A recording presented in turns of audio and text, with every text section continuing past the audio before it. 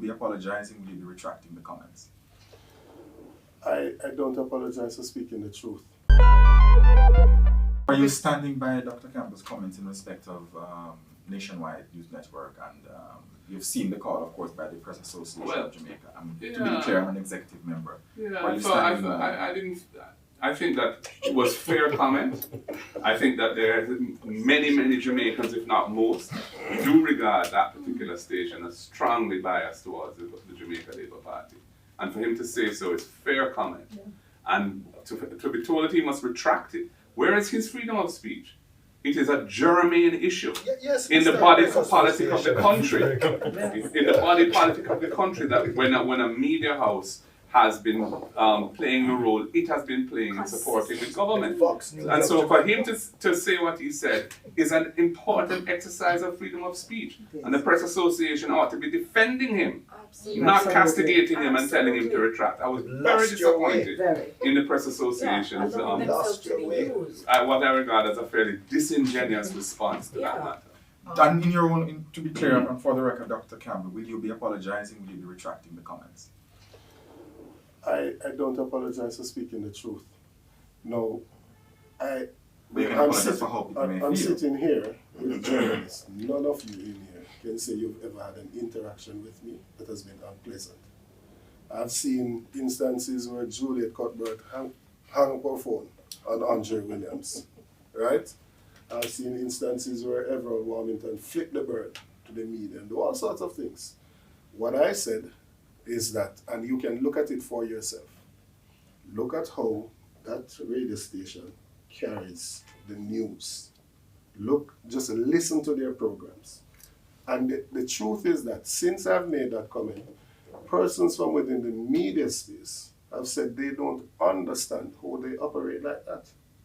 So the PAJ, whereas it's not a regulating body for a nation, right, but they should also bear in mind the truth to what I spoke, right? And I'm not suggesting... And he's right to say it. Right, and it's not like I'm making a broad-brush statement against all media houses. Certainly there have been persons that have left your media house and gone to work in government. Either of the parties being in government at the time. Yeah. And nobody said anything about it because they're not coming from a place where the conversation is skewed towards one party. We have had these concerns for a while. Yeah. We got a request for a meeting with the owner of the station, and we expressed to him our views before, that we're concerned about how it is that they editorialize and how they say the things that they do, right? Our members, there's a member there that we've had to block. Myself personally, I have to block him on Twitter because he's more tribal than us who are in the political space.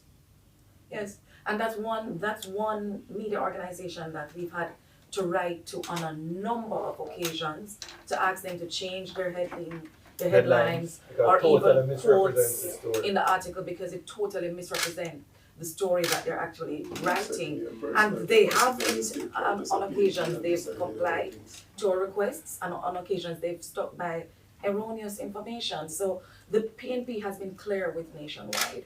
We've, in private with owners, in private with individual reporters, and in conversations officially between myself as communication director and them, and they've continued to show this kind of open bias. I think what the General Secretary has done is he has taken that conversation to another level, but it's the truth. And Jovan, I want to take the conversation to another level because I am asking the question as to whether activist journalists ought to declare upfront what their bias is. And let me tell you why I say so. When Abka Fitzhenley was appointed to the Senate, it took some people by surprise because it's almost as though he walked through a door labeled journalist and entered a door called politics. In his first contribution to the Senate, he was asked to open the State of the Nation debate. And never before, since I have been sitting in the Senate, have I ever heard such a partisan presentation, harking back to the 70s and before. Such a rabid divide was created in the Senate that it took people by surprise. because this is not, of course we do descend into some tribal politics, but this is not what one expects from a State of the Nation presentation. You can check it. And I asked myself as I listened to him, ought journalists, practicing journalists and talk show hosts to say, I am deeply committed to the People's National Party, or I'm deeply committed to the Jamaica Labour Party, and I will articulate their message. I think it would just be fair. We're creating a smoke screen here. No journalist has been attacked for doing so.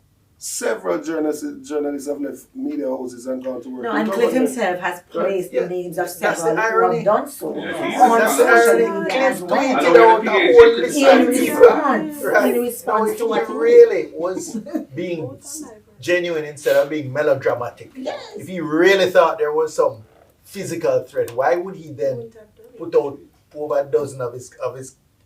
former And I colleagues' must name out add, there? he did that by retweeting a tweet from a known JLP blogger, Donovan DePass. That's what Cliff retweeted. So he's very crass. He's very label on Twitter says all dirty Labourite, and that's what Cliff used as a retweet to defend his argument. It actually proved somehow Dr. Campbell's argument that there is some collusion between the politics and the media there.